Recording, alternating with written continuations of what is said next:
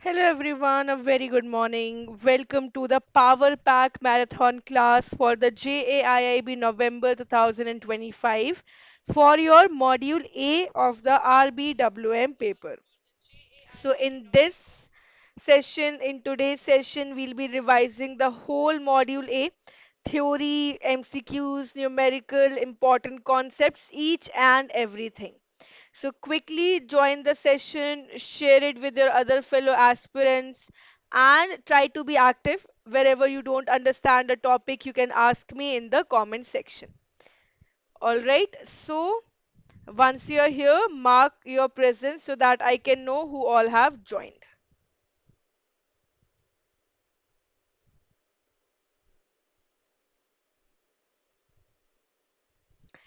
So let us start. When we are talking about our Module A has four units.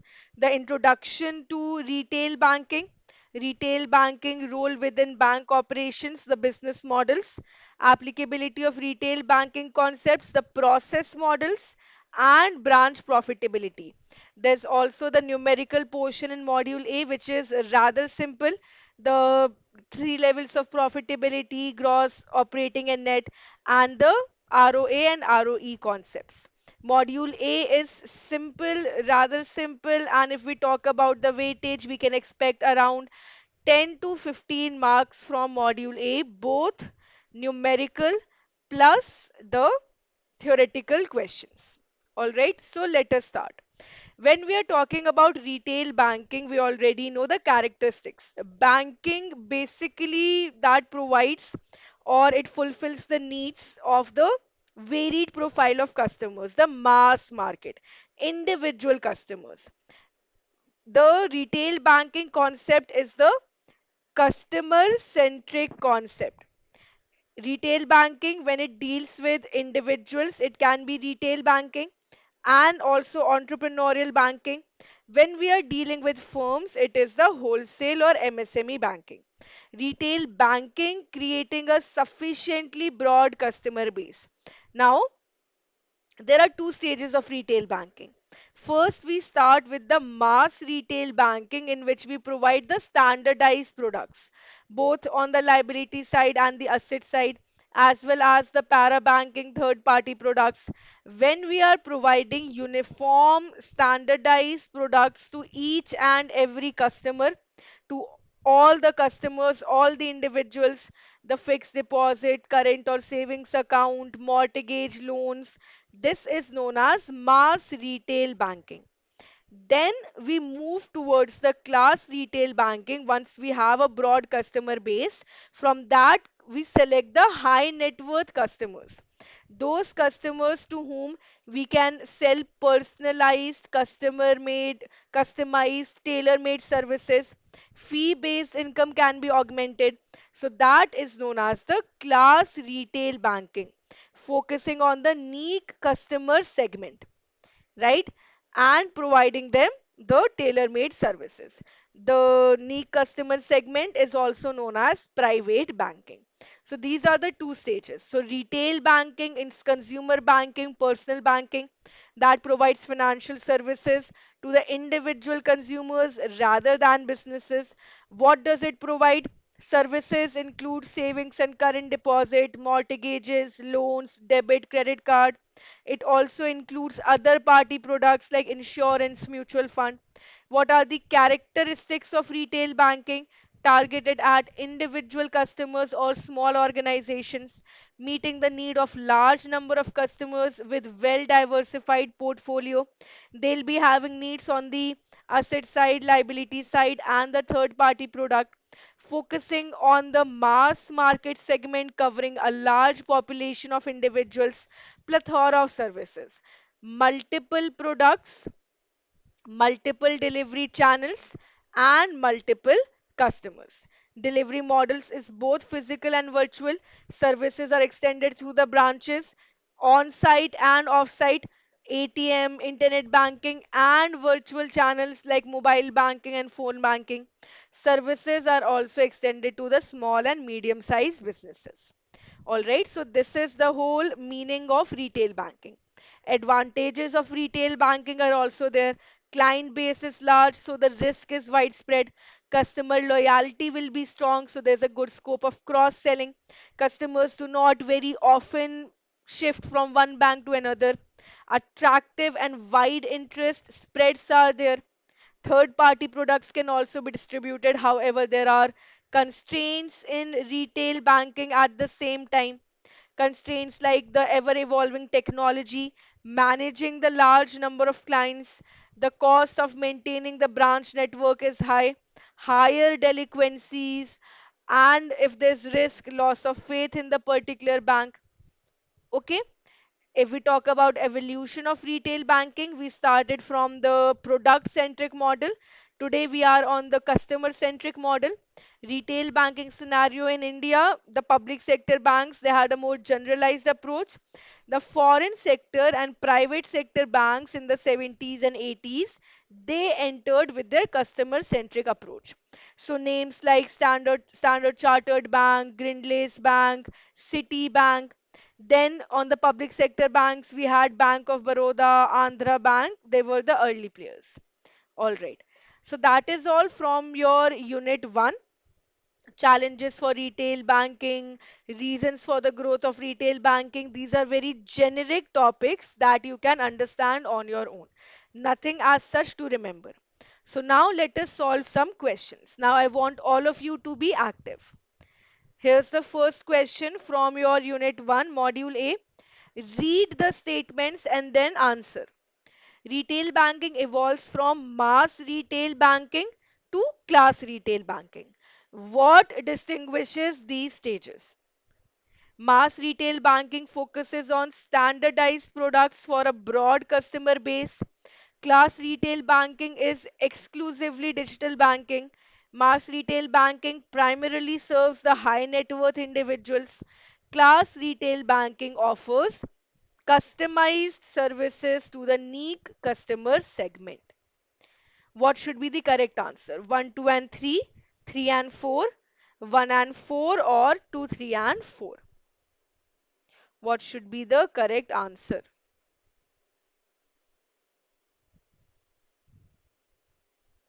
So we just discussed the characteristics of mass retail and class retail banking. In the mass retail banking, we are trying to build a strong customer base. We are trying to onboarding the customer by offering them the basic, generic, core products. So the first statement is correct, standardized product. Second statement, class retail banking exclusively digital, no. After the COVID-19 pandemic and in the recent years of technology, digital banking has increased, but it has not replaced the physical channels. It has not replaced. So second statement will be incorrect. Third, mass retail banking serves the high net worth individuals. No, it serves all the categories of individuals. The class retail banking serves the high net worth individuals. So third statement is also incorrect. Fourth statement, class retail banking offers customized services to the unique customer segment or the high net worth individuals. Yes. So the correct answer should be C, 1 and 4. I hope this is clear. The meaning of the two stages of retail banking. All right. How does retail banking differ in its approach to the customer service compared to corporate banking? Retail banking exclusively uses digital channels for customer interaction. It targets the individual consumers and small organizations, unlike corporate banking. Retail banking does not offer services like mortgages or personal loans.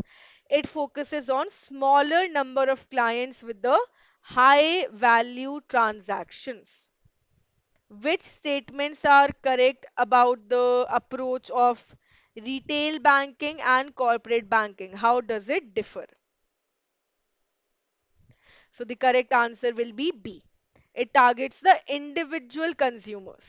Individual consumers can be in the mass market, they can be affluent, super affluent, they can be the high net worth or the ultra high net worth. But corporate banking deals with the corporate customers, the business clients. Next question. A fintech startup is designing a retail lending platform that integrates credit scoring, document verification, and loan disbursement. This is a scenario. It aims to serve a large customer base with minimal manual intervention. Which growth driver is most relevant to this model? We are talking about the growth of retail banking. So, when the fintech is able to design a retail lending platform integrating credit scoring, document verification, also it is serving a large customer base. So, what is the advantage?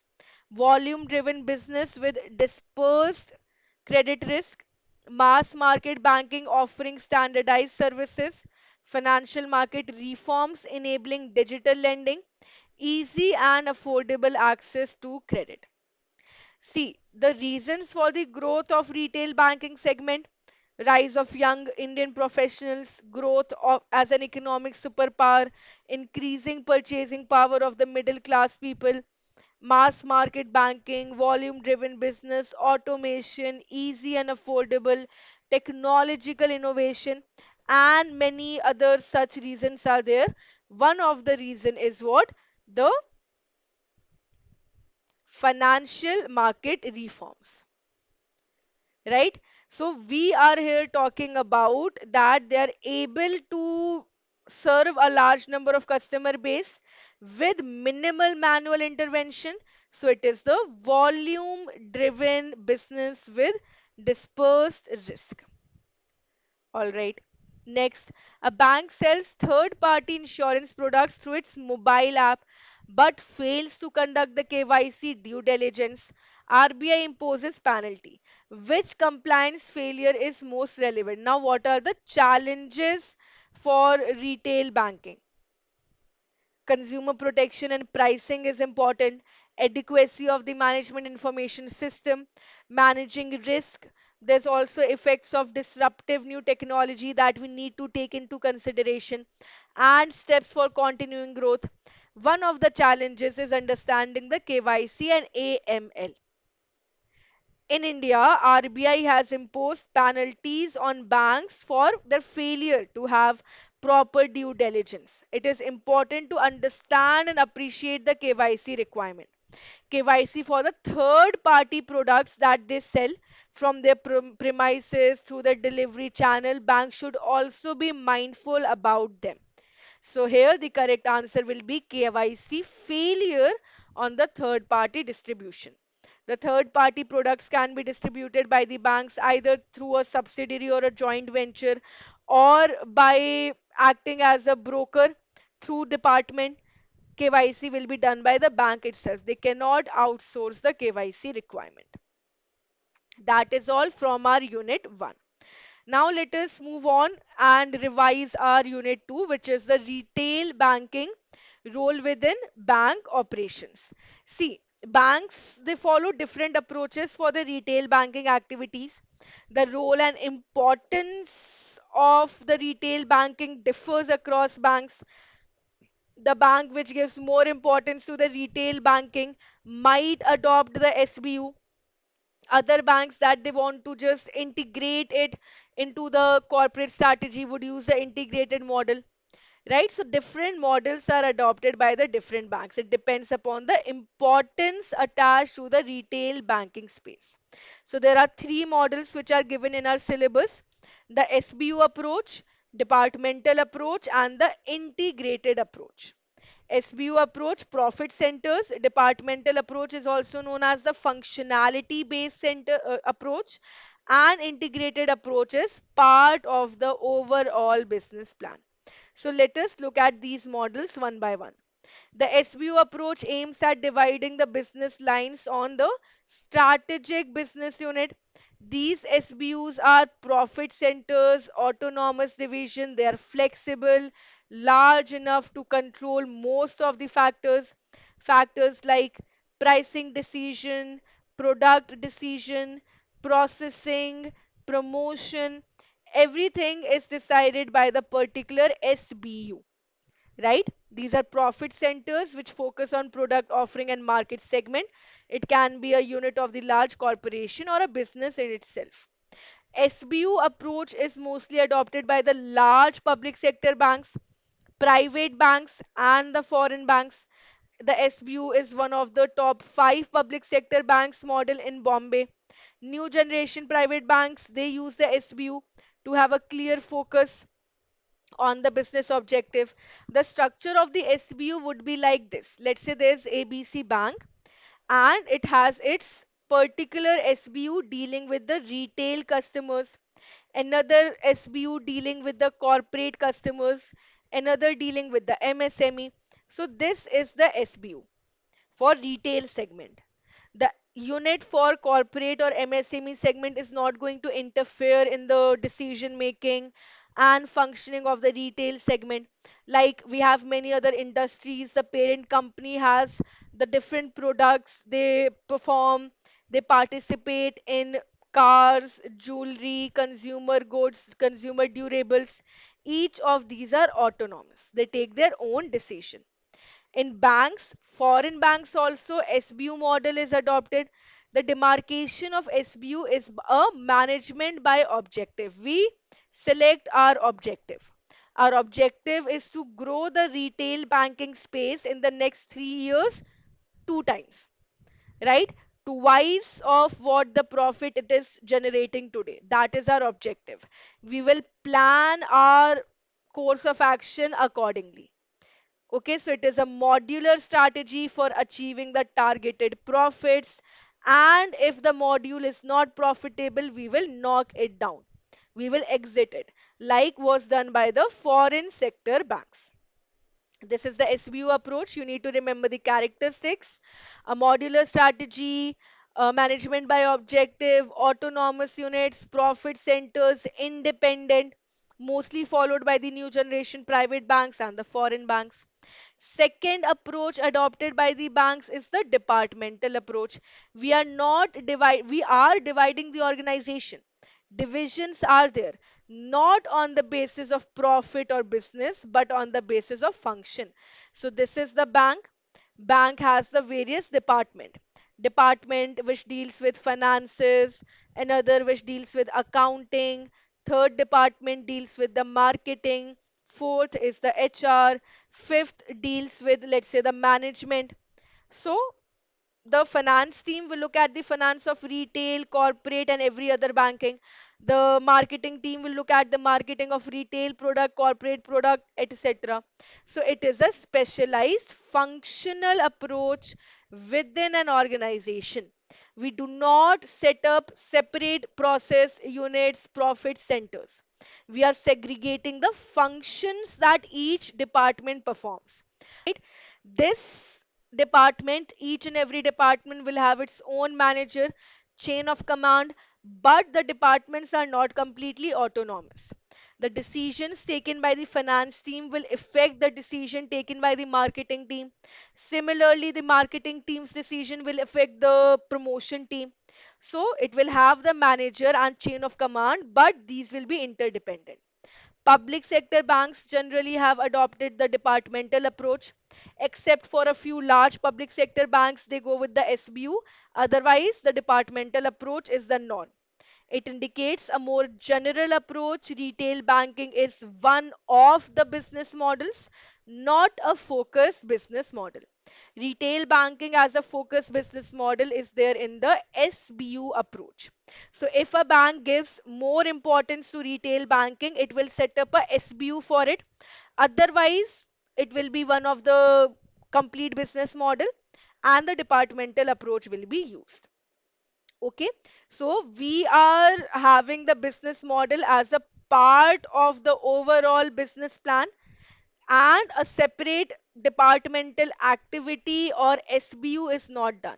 The departments are divided on the basis of functions, not on the basis of business model. The departments are not retail department, corporate department, or rural department or urban department. No. Departments are on the basis of function, right? So the retail banking is built as a part of the overall business plan, not done as a separate departmental activity nor a separate profit center. These are the two most important approaches. Integrated approach is usually adopted by the smaller businesses. Let's say a small counter is set up by a bank. So, five people are there working at the counter, they will perform all the functions. It combines all the socio-economic aspects, adopts a cohesive approach to tackle the problems. And what is the main assumption? Having a unified business would reduce the risk, increase profitability, rather than having separate entities for each business line. All right, so this is the integrated approach adopted by smaller businesses. Now, if we talk about the business models that are adopted by the bank, they do it on the basis of positioning platform.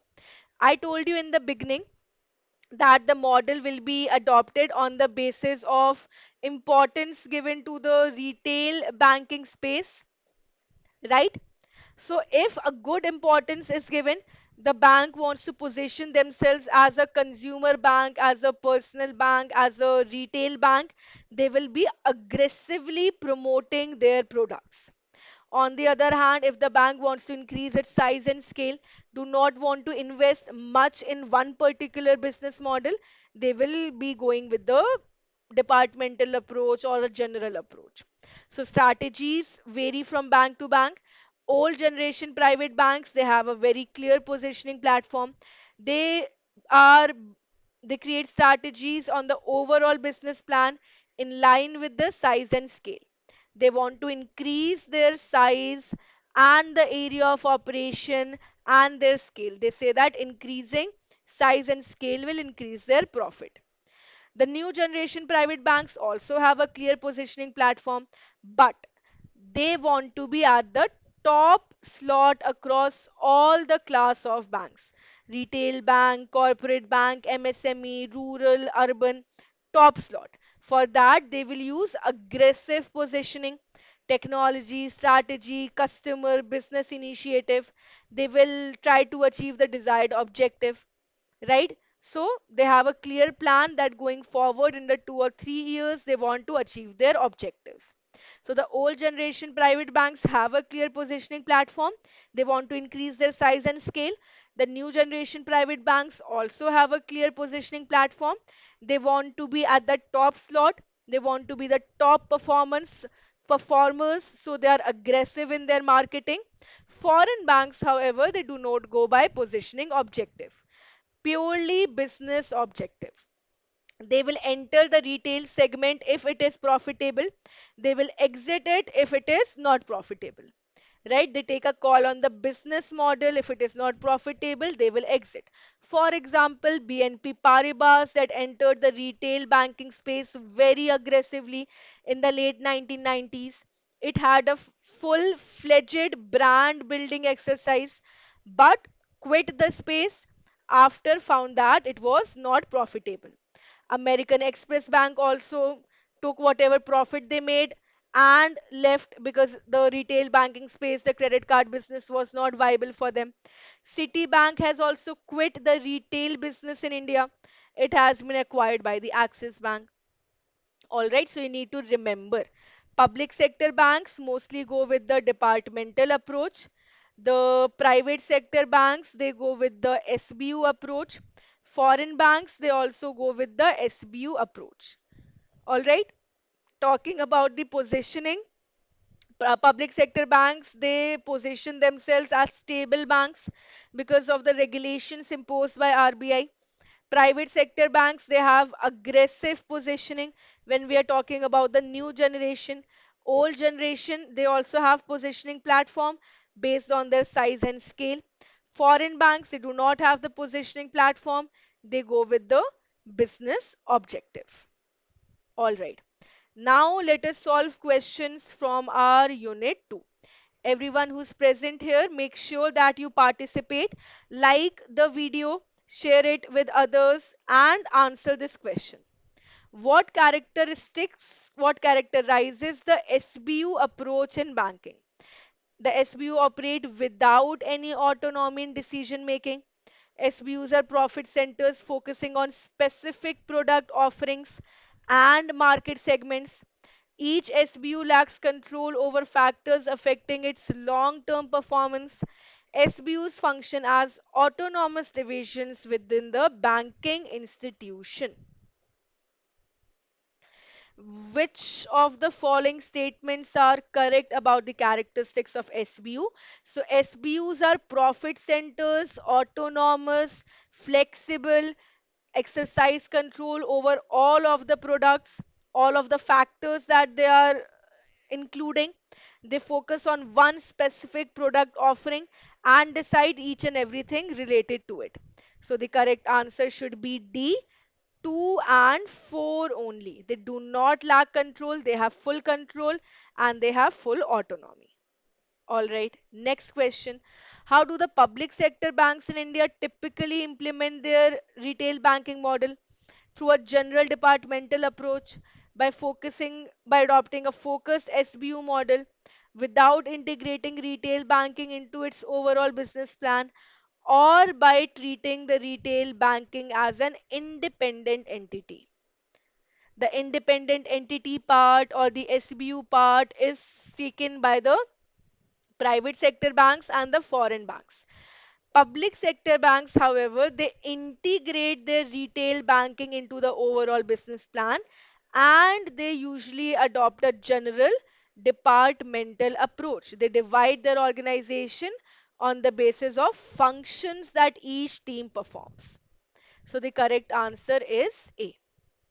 What is the key feature of the departmental approach in retail banking?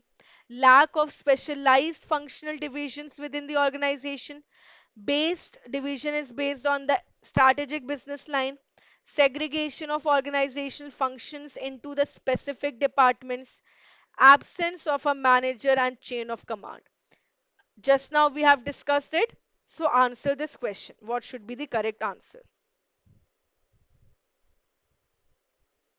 What should be the correct answer regarding the characteristic of departmental approach?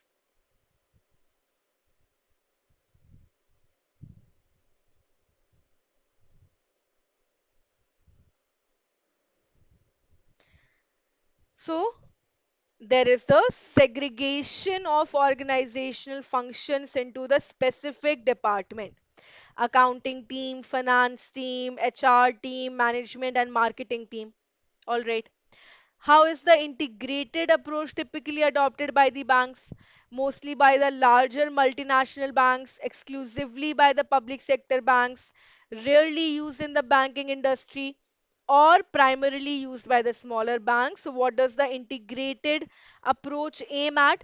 It aims at having a uniform approach, a unified business, reducing the risk, increasing profitability through scale rather than having separate entities. So it combines all the socio-economic aspects and it is usually adopted by the smaller businesses. So I hope all the three approaches, the SBU, departmental and integrated approaches are clear. Now regarding the adoption, what characterizes the approach of new generation private banks? Lack of clear vision for positioning, aspiring to be top players, conservative customer business initiative, aggressive. So, very easy. The new generation private banks have a very clear positioning platform. They want to be at the top slot across all classes of bank. It is new technology is used and it leverages the customer centric approach and it has the aggressive positioning and technology strategy. So 2 and 4 are correct about the approach of the new generation private sector banks. Okay. How do the retail banking models of new generation private banks differ from the old generation? The new generation banks avoid technology based strategies. This is incorrect. The old banks focus on aggressive marketing positioning. This approach is also taken by the new generation private banks, not the old generation private bank. So this statement is also incorrect. New generation banks aim for top slots and aggressive strategies. Correct.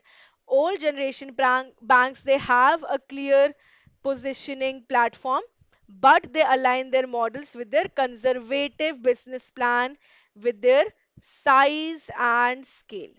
So the correct answer should be D, 3 and 4. All right. Another question.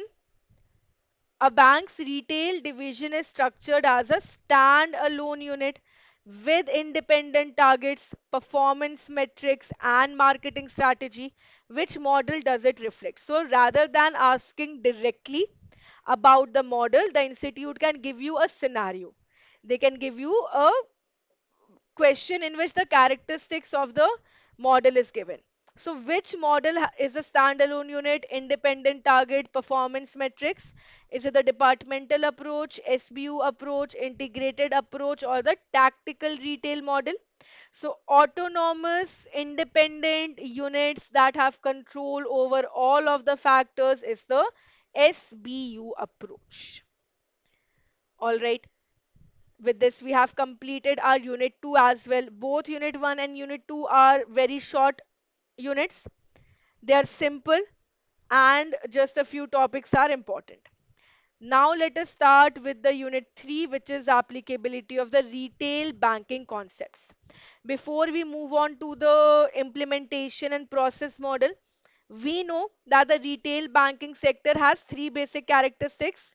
It has the multiple products, deposit, loans, cards, insurance, investment securities on the asset side, liability side, and the third party product.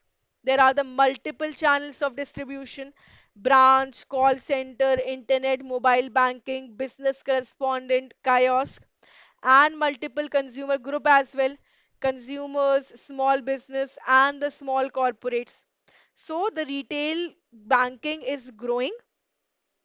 Why? Because the banks are embracing the different strategies, how they can redesign the conventional business plans using technology and the multiple channels of distribution. For this, the banks they adopt different strategies.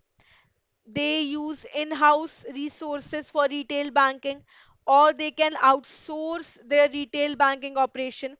Public sector banks they use only in-house resources.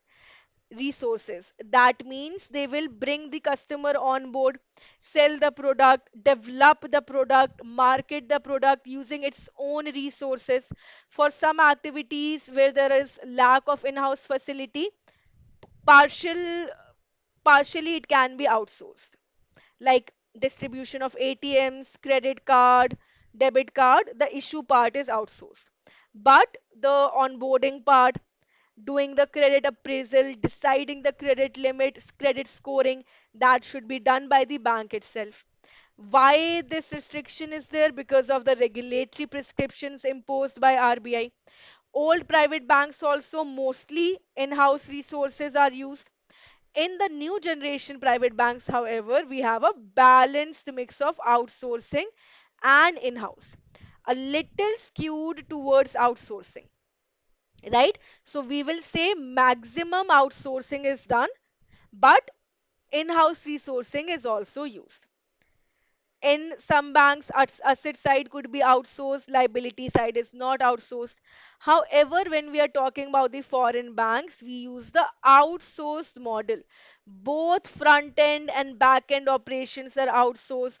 Sourcing of the high net worth individuals, everything will be done outsourced. Why? Because they lack the physical infrastructure, they lack the in-house resources. All right. Public sector banks and old generation private banks, in-house resources. New generation private banks skewed towards outsourcing. Foreign sector banks completely outsourcing. Then we have the implementation process models. These were the implementation models.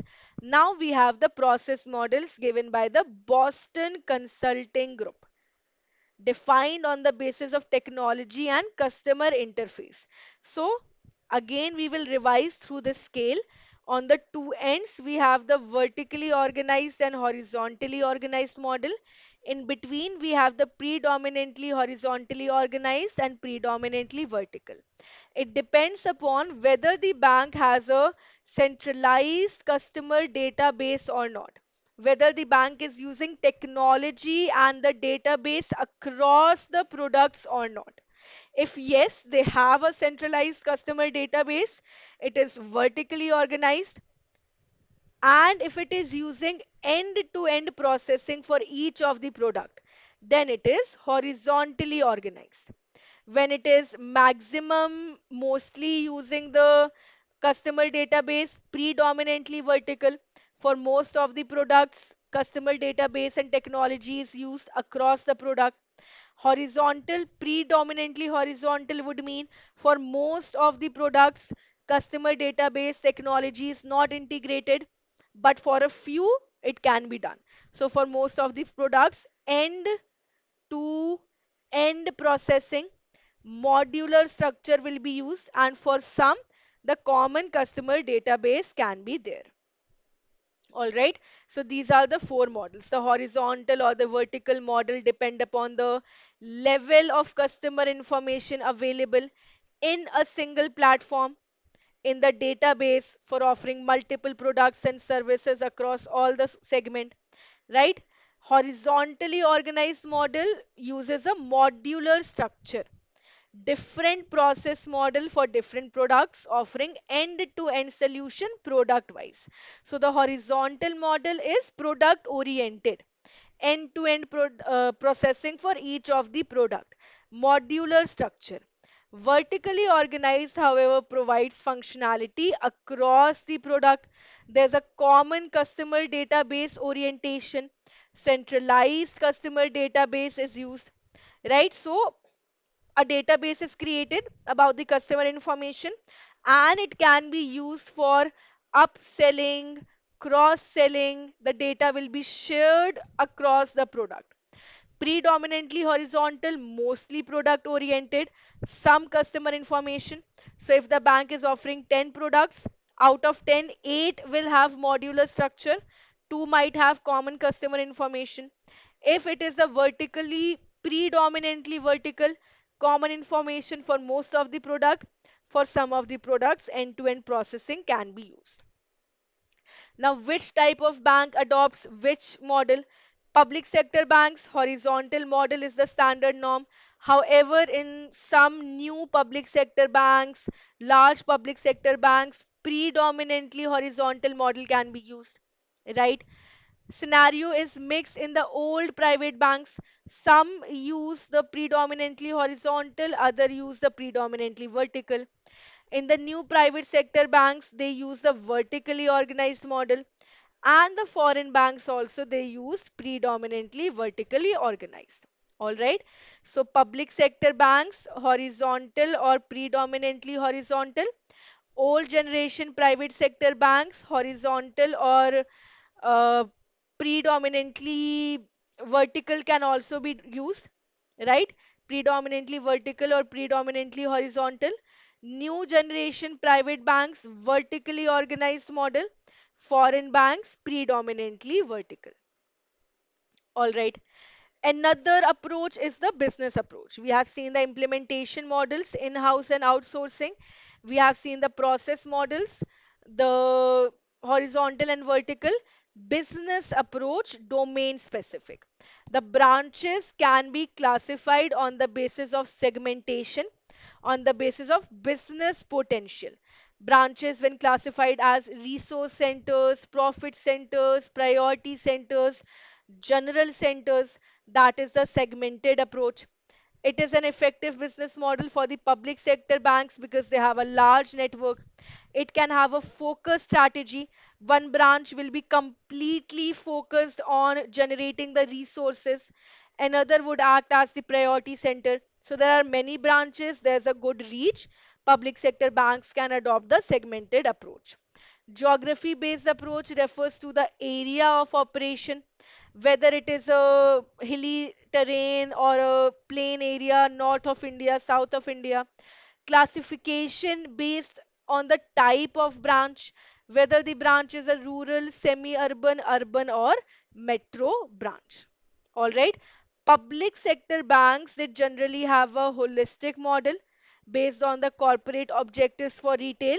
However, when we are talking about the private sector banks and the foreign banks, in the new generation private banks, there's a mix of segmented model and the Classification model. Old private banks, they also use the overall corporate objective. If we talk about the foreign banks, it is the model is not restricted to any of the above. It is based on their business strategy. All right. Other than this, in this unit, the various things are given like which, whether horizontal or vertical, in-house or outsource is used for the product model, for the processing of the products, for the pricing of the product, the technology model. All of it is given in this table. The public sector banks for the product development, they use in-house. Old generation also in-house, new generation also in-house, foreign sector banks outsourcing. For the product processing, standalone model in the public sector bank and the old generation banks, the centralized processing centers in the new generation and the foreign sector banks. Technology in-house in the public sector, outsourced in the old generation, predominantly outsourced in the new generation bank and outsourced in the foreign sector. Pricing strategy, market driven and competitive for the public sector banks and aggressive for the other three categories. Implementation model, the public sector bank will have horizontal or predominantly horizontal model. The old generation bank will use a blend of predominantly horizontal and vertical, and the new generation private banks are vertically organized. Foreign banks are predominantly vertically organized. All right, so this table is important. Download the PDF, keep it handy. From this question can be asked. Lastly, in this unit, the difference between retail and corporate banking is also given. Retail banking targets at the individual segment. Corporate banking deals with the corporate or the business client. Retail banking is a mass market model. Corporate banking looks at the relatively smaller segment. Retail banking is a business to customer approach. Corporate banking is a business to business approach. Ticket size is low in retail banking, whereas it is high in corporate banking. Risk is widespread in retail banking because of the large customer base, but it will be concentrated. Risk is concentrated in corporate banking because the customer base is relatively small. Returns will be more in retail banking because of the spreads are more. But in corporate banking, the customer base is small. They can bargain for lower rates due to the higher loan amount. Monitoring and recovery will be more laborious because of the larger customer base on the retail side as compared to the corporate. Cost of deposit will be less in the retail side. In the corporate banking, ticket size of deposits will be large. The impact of NPA will also be more pronounced in corporate banking because the ticket size of corporate loans is comparatively higher. Okay, with this we have completed our unit 3 as well. Now let us solve some questions. What determines the choice between horizontally organized and vertically organized models in retail banking? The level of customer information available on a single platform? Yes. The bank's preference for traditional banking model, the geographical location, and the range of products and services across asset and liability. So the correct answer 1 and 4. A should be the correct answer. The implement the models, process model, whether it will be horizontal or vertical, depends upon do we have a customer database centralized in a manner that it is used across product, or we are having end-to-end processing. Okay. Next question, which of the banks typically follow a vertically organized model? Most of the public sector banks, new private sector banks, old private sector banks, or the foreign banks? Public sector banks, they go with the horizontal approach, so this is incorrect. New private sector banks, they go with the vertical. Old banks, old private sector banks, they are horizontally inclined. Okay, so that is also incorrect. And the foreign banks also use the predominantly vertical model. So 2 and 4, option B is correct. How do the foreign banks typically approach their retail asset processing? They avoid centralized processing models. They follow a stand-alone branch level processing model, mix of centralized and regional processing hub. Centralized processing is the norm. So we saw the table for the retail asset processing, the foreign sector banks, they go with the CRPC. So the correct answer will be D. Centralized processing is the norm. What happens in the standalone model? Everything, right from the customer onboarding, their identification, documentation, appraisal, sanction, disbursement, monitoring is done at the branch level. What happens in the CRPC, centralized processing centers? There's a retail hub to which the various branches are attached. The branches will collect the resource, the business, forward it to the retail hub. Rest everything, documentation, processing, sanction, disbursement will be done by the central model. All right. How do the public sector banks typically approach the technology implementation? This also we saw in the table. For the technology implementation, public sector banks, they use in-house model with partial outsourcing. So the correct answer is B. Primary through outsourcing for the technology will be used by the foreign sector banks and the old generation banks. Private sector banks might also use a partial in-housing. Okay. Then a retail bank has a centralized customer data accessible across most of its products. But some legacy products still operate on the standalone model. Which model describes? So, for most of the products, it is having the centralized customer data, but for some of the product, standalone system is there. So it is definitely not horizontal or vertical. It will be predominantly vertically organized. Out of 10 products, 8 are being used across the customers, and 2 end-to-end processing is there. A bank uses a modular structure where each retail product, such as home loan, auto loan, savings account, is managed through distinct process model. Customer data is not centralized but handled product wise. Which implementation model is being followed? So here a modular structure is there, no customer information is sharing, a distinct process model is there. So we are talking about the horizontally organized model.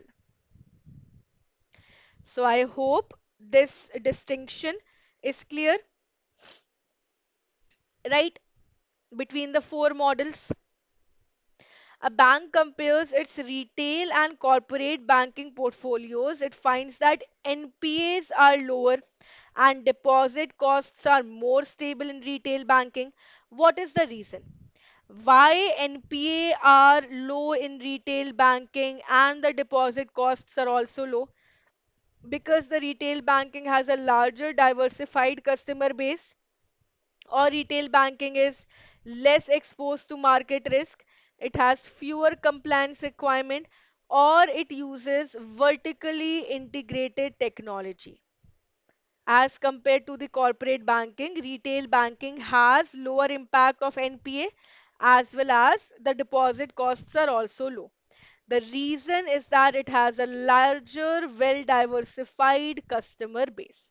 So only a few customers might default, others will follow through and pay off the debt.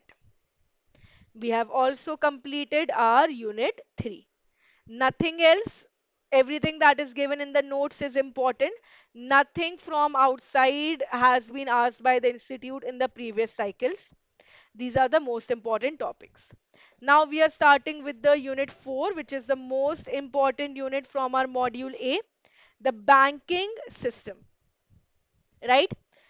When we talk about the evolution of the banking system in India, we know that the banking system is governed by the Banking Regulation Act of 1949.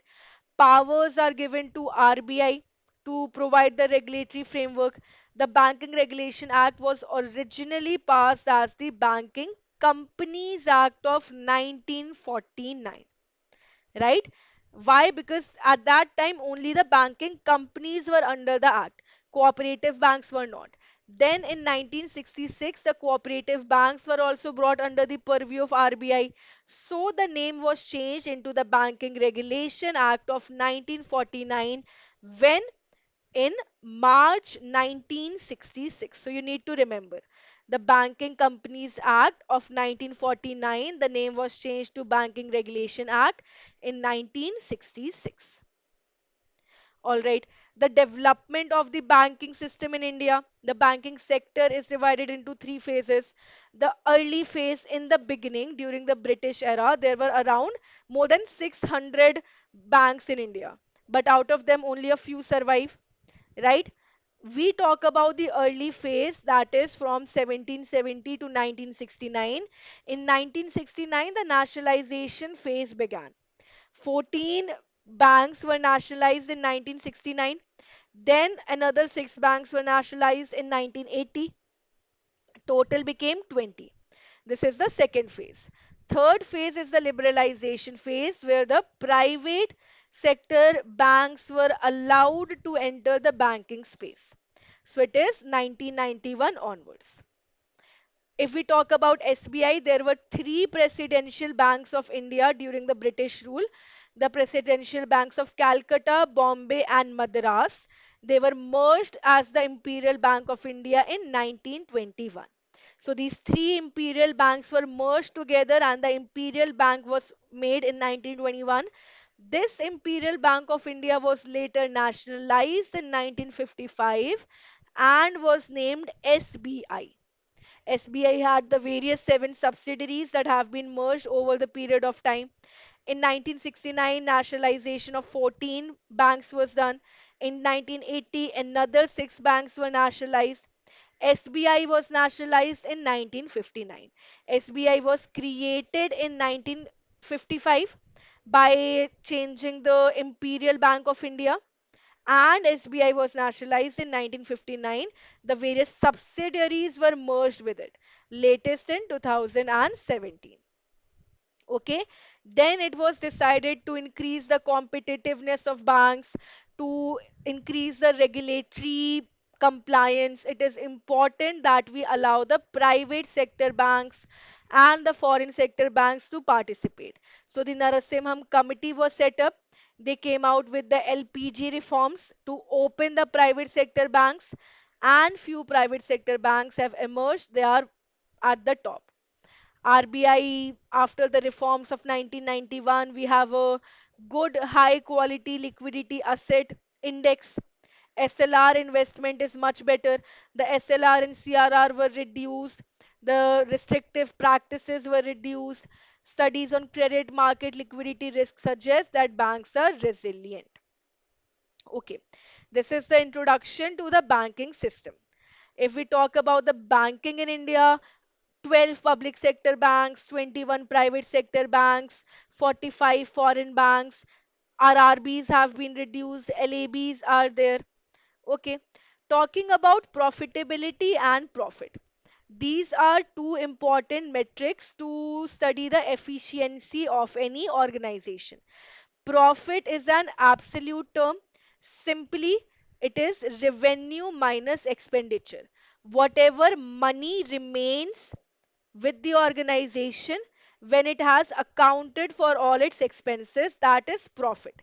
Profitability is a relative measure when we are talking about how much profit in respect to the expenses. It tells us about the efficiency. So profitability is the measure of an organization's profit relative to its expenses. An organization will be more efficient if they're able to realize more profit as a percentage of expenses as compared to a less efficient organization that has to spend more to generate the same profit. So profitability is a measurement of efficiency, ultimately success or failure. An organization might be making profit, but it is not profitable or efficient unless It is generating the profit with lesser expenses. All right. Profitability is the business's ability to produce a return on an investment comparison with its alternative investment. It is said that profitability is a relative measure, how much profit a company makes after its overall revenue and cost, right? Profit is an absolute measure. It is the money a business pulls after accounting for all the expenses. Every organization, whether it is a multinational company or a small retail shop, the main goal is to generate profit. Some organizations are concerned with profits, other are concerned with profitability. Now, to measure profitability, we have three levels: gross profit, operating profit, and net profit. Gross profit simply means whatever is the sales, from that subtract the cost of selling those goods, the cost incurred on acquiring the raw material, on producing the product, that is the cost of goods sold. It is the first level of profit. Gross profit, simply sales minus the cost of goods sold. Sales is the first line of item in the income statement. Cost of goods sold is below it. So let's say the total sales is 1 lakh rupees and the cost of goods sold is 20,000 rupees. So we are remaining with 80,000, which is the gross profit. To calculate the gross profit margin, divide the gross profit by the total sales. So gross profit by the total sales. 80,000 divided by 1 lakh rupees. This will give me the gross profit margin. All right, that is 0.8. Very simple. Next, second level of profit or profitability is the operating profit, which is calculated by deducting the operating expenses. Some expenditure will also be incurred on paying electricity bills, on paying salaries to the employees, or paying salary or the compensation given to our brokers. So the gross profit looks at profitability after direct expenses. Operating profit looks at profitability after operating expenses. Operating expenses like the selling, general, and administrative cost. So operating profit is gross profit minus the operating expenses. Gross profit was, let's say, 80,000 rupees. Operating expenses we had to incur at 30,000 rupees. All right. So this will give me, if I subtract it, this will give me the operating profit. How to calculate the operating profit margin? Simply divide the operating profit by the total sales and we will have the operating profit margin. All right. I hope this is clear. And the third and the final level of profit is the net profit, income left after all the expenses have been paid off, including taxes and interest. Taxes that is paid to the government, the corporation tax, profit tax, GST, interest on the loans that have been taken. So let's say our operating profit was 50,000 rupees, taxes have been paid at 5,000 rupees and interest at 5,000 rupees. So remaining 40,000 will be my final net profit. All right. And to calculate the net profit margin, again divide the net profit by the total sales. We will have the net profit margin. Look at this figure. Total revenue minus the cost of goods sold, we have the gross profit. From the gross profit, subtract the operating expenses, we have the operating profit. From the operating profit, subtract the taxes and the interest, we have the net profit, which is the bottom line. So the top line of profitability is gross profit. The bottom line of profitability is the net profit. From this topic, theoretical questions are asked. At the same time, questions, numerical questions are also asked, which are very simple. All right? Very simple numerical questions can be asked. Try to solve this question. A company reported total sales of rupees 12 lakhs for the financial year 2024. The cost of goods sold stood at 6 lakh 80,000. Operating expenses were 2 lakh 20,000. Taxes plus interest amounted to 60,000. What is the net profit margin? To calculate the net profit margin, first we need to calculate gross profit. That is the total sales minus cost of goods sold. From this, we will have the operating profit. From the gross profit, subtract the selling, general, and administrative costs. Then we will have the net profit. From the operating profit, subtract the taxes plus interest. Then divide the net profit by the total sales to arrive at the net profit margin. All right. So simply the gross profit here will be 5 lakh 20,000. The operating profit will be 3 lakh rupees, right? Net profit will be 2 lakh 40,000. Divide 2 lakh 40,000 by 12 lakhs. We will have 0.20 or multiplied by 100. 20% will be the correct answer. All right, 20% will be the correct answer. The solution is given to you. The correct answer is C. Another question. A firm posted a gross profit margin of 55%.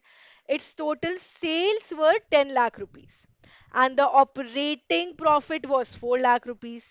What were the operating expenses? Now, this is a bit complicated.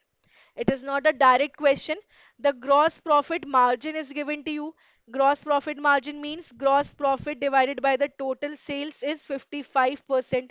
Total sales is given to you 10 lakh rupees, right? So you can simply calculate the gross profit by taking it on the other side. It will become gross profit will be 5 lakh 50,000. So 55% of 10 lakh rupees is 5 lakh 50,000. Simple mathematical calculations. From this, we can calculate the operating expenses. How? From 5 lakh 50,000, subtract the operating profit. The formula for operating profit is gross profit minus operating expenses.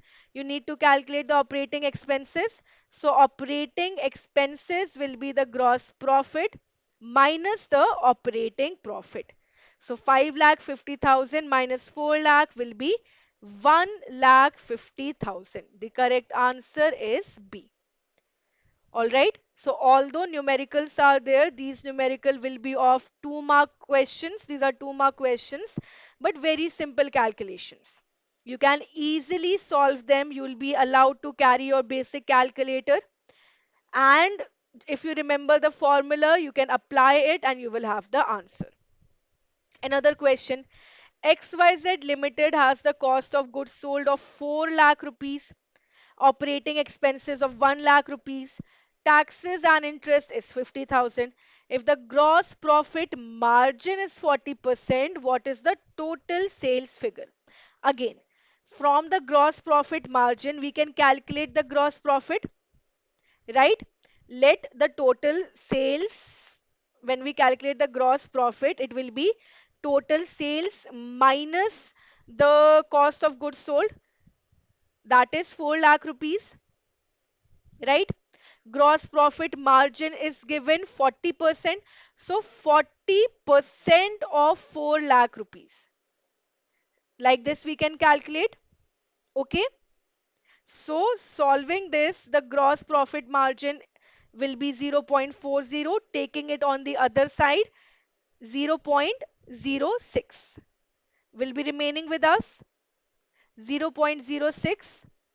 0.06 of the total sales will be 6,66,667.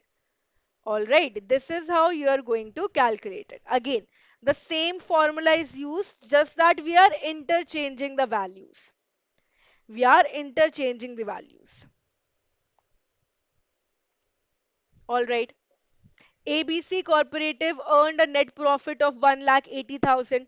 It had operating expenses worth rupees 1,70,000, taxes plus interest of 50,000. If the gross profit margin is 50%, find the company's total sales and the cost of goods sold. Again, very simple. Everything is given to you. Net profit is 1,80,000. You can calculate the operating profit for it, right? Net profit is calculated by subtracting from the operating profit the interest plus taxes.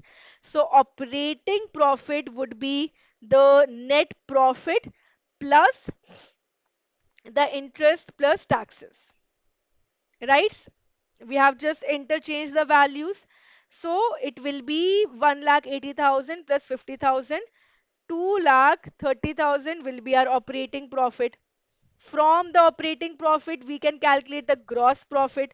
Simply add the operating expenses. So add 1,70,000 to our operating profit. We will have the gross profit. Gross profit will become 4 lakh rupees. Easily we can calculate the gross profit margin. Gross profit margin is 50%, right? So 4 lakhs divided by 0.5. 4 lakhs divided by 0.5, it will become 8 lakh rupees, right? And now we have calculated the total sales. To calculate the cost of goods sold, simply we will subtract from this total sales the gross profit, that is 4 lakh. So it will be 4 lakh and option A will be correct. Okay, so again, I will repeat, you need not worry about the numerical part. If you have the conceptual clarity, if you understand the concepts, you remember all the formula, you can easily apply it and solve the numericals. Numericals are very simple. Basic addition, subtraction, multiplication, division, and profit percentage. All right. This is for the three levels of profit. What is the difference between profit and profitability? We have already discussed. Profit is an absolute number, amount of income above and beyond the expenses, total revenue minus total expenses. No matter the size or scope, every company wants to make a profit. Profitability is a relative concept. Determine the company's profit in relation to the size of the business. Measurement of the efficiency, ultimately the success or failure. The ability to produce a return on the investment. That is profitability. A company can be making profit, but it does not necessarily mean that it is also profitable. So profit and profitability are different. Now we have the two traditional methods or measures of profitability of banks, ROA and ROE. Assets. Banks, they use assets to generate income. Assets are created by the liabilities, the deposits, and the bank capital. The loans and securities are the bank's asset, and they provide most of the bank income. But to make these loans an asset or to buy securities, banks must have money. It can come from the bank's owners in the form of capital or from the borrowers, or bank can borrow from other banks, RBI, or any other entity. However, these assets can't be used to earn income, not all of the asset. Why? Because banks have to keep reserves, CRR, SLR, they have to keep reserves for the loan loss account, the provisioning requirement, they do not earn any interest. So the bank's capability to get a return on asset will be limited. Now let us see how are we going to calculate the ROA. ROA is determined by the amount of income that the bank earns on its net interest income and the fees on its services. When the bank is providing tax advisory services, wealth management, portfolio management, they are charging the fees. So the net interest income and the fees. Net interest income is limited. Why? Because of RBI regulations. It depends on the interest rate spread, the interest that the bank can charge on their asset, and the interest that the bank have to pay on their deposits or the liabilities. Bank cannot charge a very high interest. Bank cannot offer a lower interest rate on the liability than the minimum prescribed by RBI. So the interest rate spread is limited. What is interest rate spread? Average interest rate received on assets minus the average interest rate paid on liabilities. What is the net interest income? Interest earned on securities plus loans minus the interest paid on deposits and borrowings. To calculate the ROA, we need this net interest income earned by the bank. There's also the concept of net interest margin, simply the net interest income divided by the average total assets. Average total assets are the assets at the start of the fiscal year plus the assets at the end of the fiscal year divided by 2. So the net income that we calculated right here, the interest earned on securities plus loans minus the interest paid on deposits and liabilities, divide it by the average total assets, it will give us the return on assets that the bank is generating. The income that the bank is generating on the total asset, right? Net income is the fee income plus the net interest income. Net interest income earned on the assets, paid on the liabilities. Income is earned from fee also, the fees that is charged, minus the operating cost divided by the average total asset. So net income divided by the average total asset. Why do we use the average total asset and not the complete total asset? Because income is a flow concept calculated over a period of time. Assets are a stock concept determined at a particular point of time. So the average total asset is the total asset at the start of the fiscal year plus the total assets at the end of the fiscal year divided by 2. All right. Now let us try to solve some questions on ROA as well. Bank X reported rupees 36 crore in the net interest income. Total assets at the beginning of the year 900 crore. Ending assets rupees 1100 crore. What is the net interest margin? To calculate the net interest margin, divide 36 crores by the average total assets. Calculate the average total assets, 900 crore plus 1100 crores divided by 2, right? So this will give us our answer. Okay, the correct answer will be 3.6%. This is how we calculate the net interest margin. Formula is net income divided by the average total asset. Net income, if separately you had to calculate, you will be calculating interest received on the securities and loans minus interest paid on the liabilities and borrowings. Average total assets you need to calculate here. It will be 2000 crores, right? Divided by 2. Okay. Next question. A bank earns 75 crores as interest from the loans and securities. It pays rupees 45 crores interest on the deposit and borrowing. The average interest rate received on the asset is 9% and the average assets are 1000 crores. What is the interest spread? The interest rate spread is the average interest on assets minus the average interest on the liabilities, right? The net interest income we can calculate 75 crores minus 45 crores.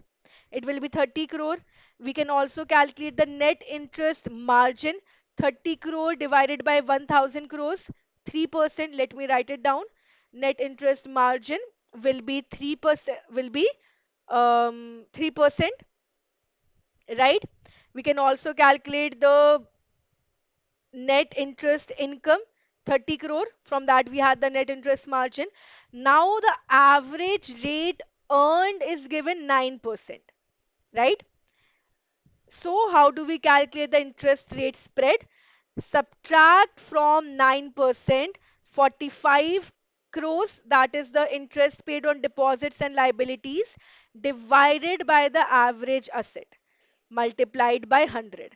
So, this will be 4.5%, and the average interest rate earned on asset is 9%. So, 9% minus 4.5, the interest rate spread is 4.5%. Yes, the correct answer is B. All right, nothing. The same formula is being used here.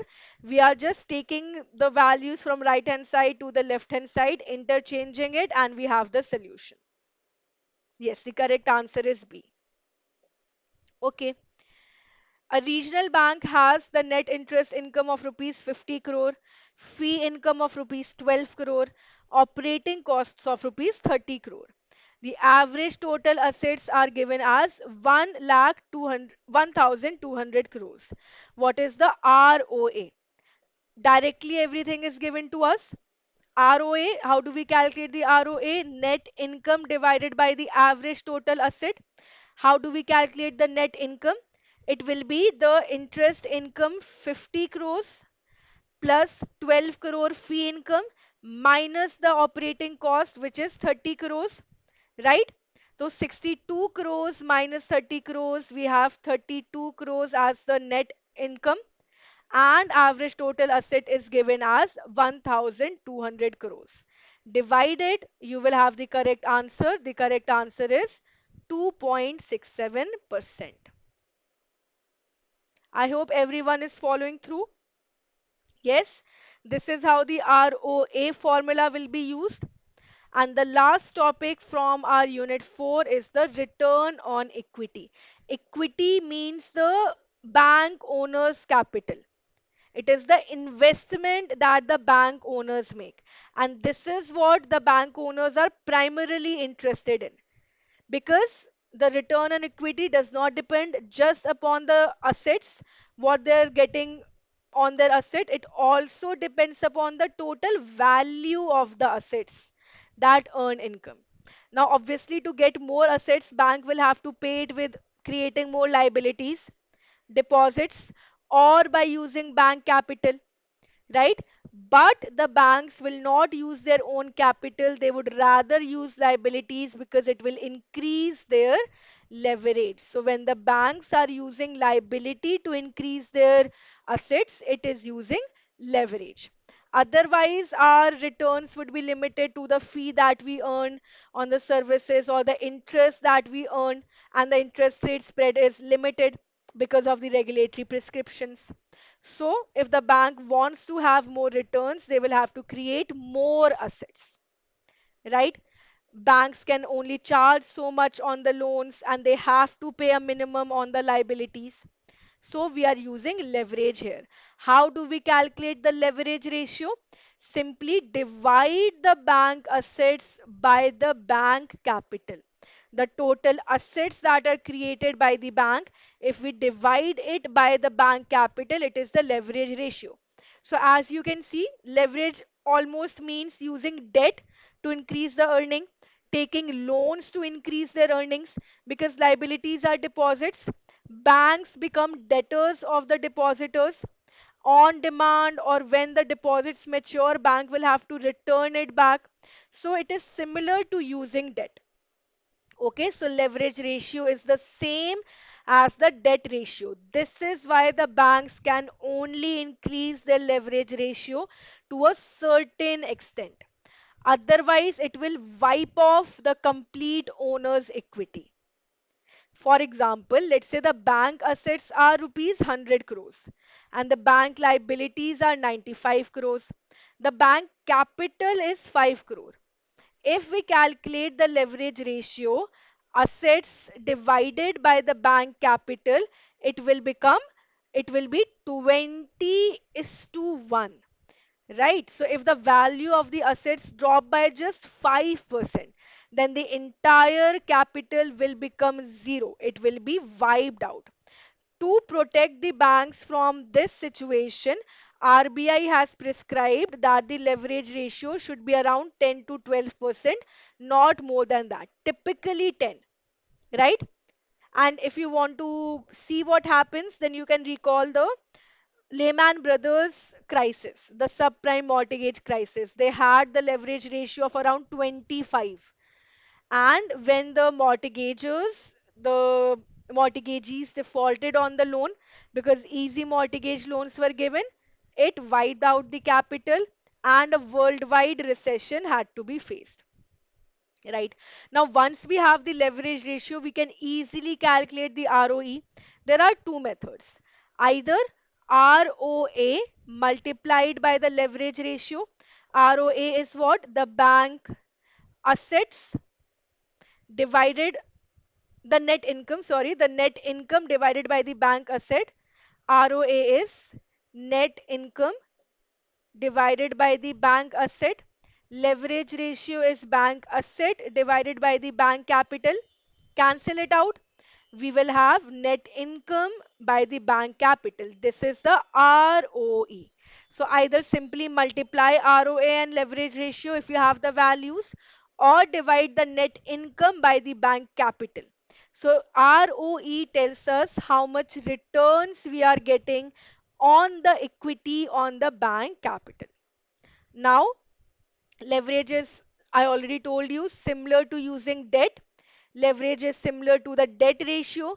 It can be increased only to a certain level because with increased leverage comes increased risk.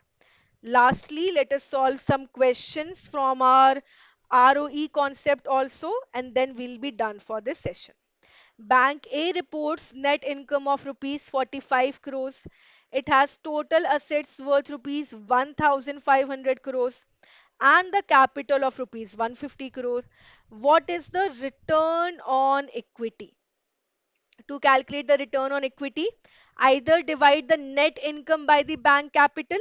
Net income is 45 crore rupees divided by 150 crores. You can have the ROE, or you can calculate the ROA and the leverage ratio, multiply them. Both of them will give the same answer. So try to calculate it with me. The net income divided by the bank capital. This is 0.03. Multiply it by 100. You will have 3%. All right. So this is how you are going to calculate the ROE. Okay. Another way, first you calculate the ROA and you calculate the leverage ratio, multiply it, then also you will have the same answer. All right. Next, a bank earns a net income of rupees 60 crores with total assets of rupees 1200 crores and ROE of 24%. What is the capital? Same formula you have to use, just that you need to interchange the values a bit. How do you calculate the ROE? Net income divided by the bank capital, right? How do you calculate the bank capital? This is ROE. So take the bank capital here. Net income divided by the bank by the ROE will be the bank capital. All right. So net income is given 60 crores. The ROE is given 24%. You can convert it into 0.24, right? 250 crores. 250 crores will be the correct answer. All right, simply we can calculate it. To confirm it, you can calculate the leverage ratio also. Divide the 12,200 crores by the 250 crores, we have 4.8. You can also calculate the ROA by the same formula and then multiply it. You will have 24%, which is given as the ROE in our question. Okay. Last question for today. Bank Z reports the following. Net income is given at rupees 80 crores. capital is given as rupees 400 crores, and total asset is given as rupees 2000 crores. Very simple. Use the longer formula. First, let us calculate the ROA. So 80 crores divided by 2000 crore, the net income divided by the average total assets, this will be 4% multiplied by 100. All right. Then calculate the leverage ratio. How do you calculate the leverage ratio? Divide the 2000 crores by the bank capital. The assets divided by the bank capital is given as 400 crores. So this will be 5, right? Multiply it 4 into 5, we have 20%. Is right. So it should be 20%. Option is not given here. Okay.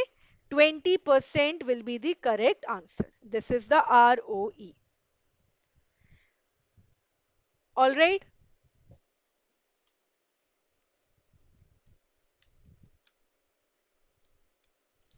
You can also use the direct formula, like net income is given to you 80 crore divided by the bank capital. Bank capital is given 400 crores. You will have 0.2. Multiply it by 100 to get the percentage value 20. Right? So both the formula will give you the same answer, either directly ROE, or you can calculate the ROA and leverage ratio, and then you will have the ROE. All right. That is all for today. We have completed the revision for your module A. You will get the PDF, download the PDF, the theoretical part, the questions, everything are important. Utilize it for your revision. And you have less than a month remaining for your exams now. So join the JIB Super Elite plan. All in one plan. We are right now in the cracker batch. We are practicing the questions in live classes. In the Super Elite plan, you will have access to all the courses, the basic, advanced, foundation, cracker, everything. You will get the uh, full length and sectional mock tests as well. Okay, so that is all. Now, in the next weekend, we'll be revising our next module, complete module in one session. Like this, we'll be covering our whole syllabus. So make sure you like the video, share the video, subscribe to the Oliveboard JIB CIB English Medium channel. Comment down below if you have any doubts, any queries. Thank you so much and all the best.